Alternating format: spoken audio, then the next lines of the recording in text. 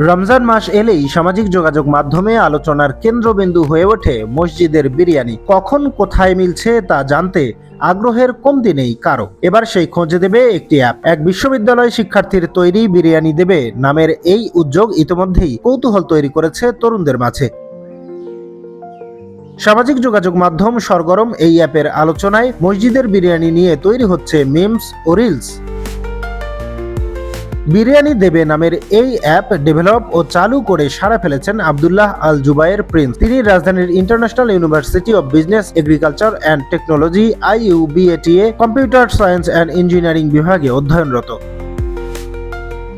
তার এই genius idea নিয়ে চলছে জোর আলোচনা। শনিবার রাতে লাইভ হয়েছে এই অ্যাপ। এখানে আপনি খোঁজ পাবেন কখন কোন এলাকার কোন মসজিদে ফ্রি বিরিয়ানি বা তেহারি এমন মজার মজার খাবার দেয়া হচ্ছে।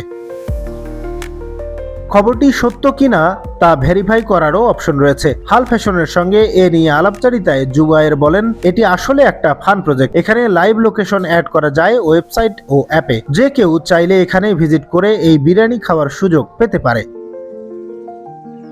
মসজিদের বিরিয়ানি নিয়ে মিমস, রিল আর আলোচনা এবার পেল প্রযুক্তির ছোঁয়া। একটি ফান প্রজেক্ট হয়েও বিরিয়ানি দেবে অ্যাপ ইতোমধ্যেই কৌতূহল তৈরি করেছে তরুণদের মাঝে।